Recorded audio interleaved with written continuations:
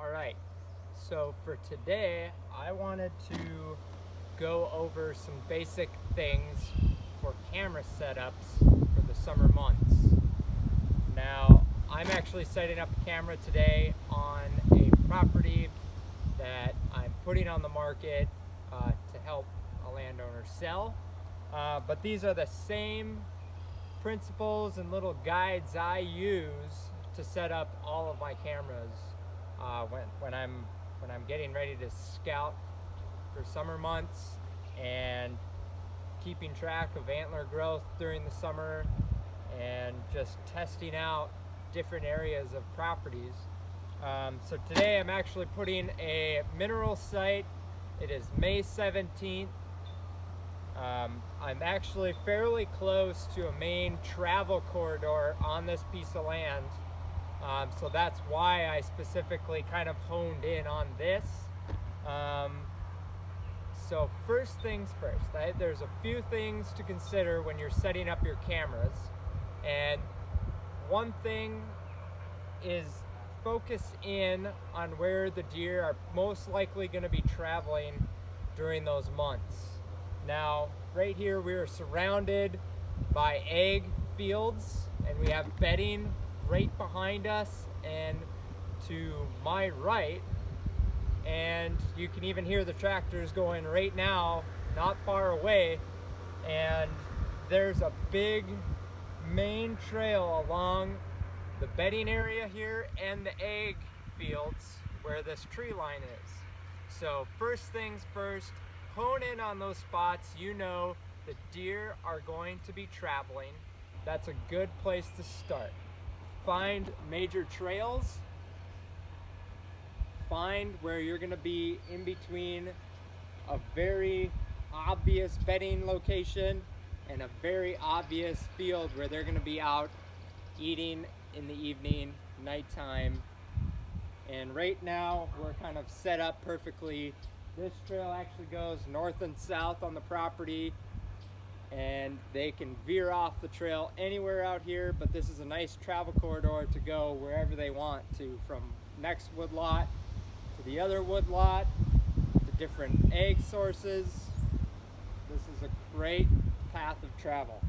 So I picked a spot that's kind of secluded on this trail, and so find the key spots where they're going to be traveling, number one. Number two is to really key in on those areas that's going to provide you good photos of the deer.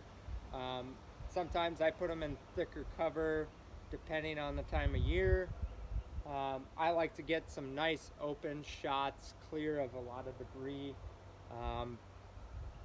Grassy areas can be a trouble because the summer months are going, everything's growing up, and then you're going to come back and you're not going to get very good quality photos or not know what's traveling through the area.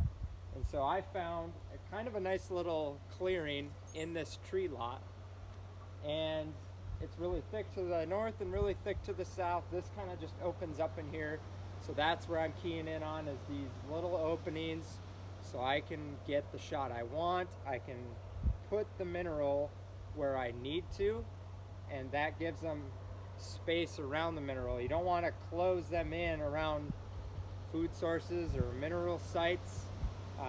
They want to have that comfort when they're at the mineral site, so kind of keep that area open, away from too much clutter, debris, too much tree cover. And the next thing is, when you're setting up the camera, is actually having the camera face north. Most of the time the sun is going to be on the southern side and traveling from east to west. And so I like to face the camera north so you don't get as much glare in your photos in the evenings when that sun is down towards the tree lines. If you have it pointed in the direction of where the sun's coming down, whether it's evening or morning, you're going to get a lot of glare on the cameras. It's going to make it so you can't even see what's in the picture. So try to kind of position your cameras so they're facing north. And number two, I like to use it so I get lots of pictures right away with not a lot of time delay in between the photos until I know what's happening. Sometimes you get way too many photos and it's hard to manage, but I'd rather have more than not. So I try to set it so I get like a 3 photo burst, like 15 to 30 second intervals. When you're around a mineral site, you're probably going to end up with tons of pictures, so adjust accordingly. So when they do start finally hitting this mineral site or food source really hard, then I would adjust so you got it on like a 1 photo every 15 to maybe even a minute or longer, especially if they're coming in here and hanging around for 20 minutes. And when I'm putting the mineral down, I like to keep it fairly close to the camera. I don't like it to be too far away. As good as cameras are these days, a lot of them still don't take that great of photos in the evening when the wildlife are too far away from the camera. And so I like to position the mineral sites within 5 yards. 10 to 20 feet. I wouldn't even go 20 feet. That's almost too far away from the camera, especially when you're trying to get good photos. And sometimes that's at night and you're just not going to get the quality photos and getting the definition so you can see what deer are on your cameras.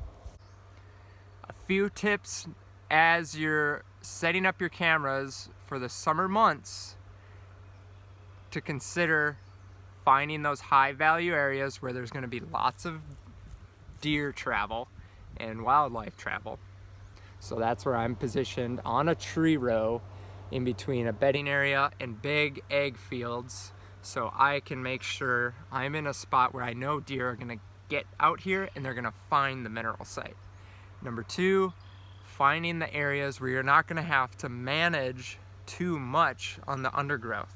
I found this little opening in this big wooded lot, and it's really thick to the south, really thick to the north. So finding those areas where I know I'm gonna have a lot of green up come up, but it's gonna be minimal in here versus on the grass edges when the grass is gonna grow up so high and then you're gonna have to adjust later anyway. So I don't like to disturb the area as much. I basically don't want to disturb the area if I don't have to. And facing your camera north, always putting your modes on getting lots of pictures to begin with until they start hitting it, and then you can adjust accordingly. And then finally positioning the mineral site and your tree location so they're only that 10 to 15 feet, maybe a little bit further away from the camera, so you get good, nice close images of the wildlife, daytime, evening. It's always nice to have that photo of the wildlife up and close. Hopefully that helps you this summer. There will be more stuff coming out here in the future. Subscribe to Huntingland Mike. Follow me on Instagram, Facebook, Huntingland Mike. Lots of content coming out this summer. Lots of real estate stuff happening this summer. Lots of land management tips and tactics and things I'm going to be doing on the land to improve properties. So stay tuned.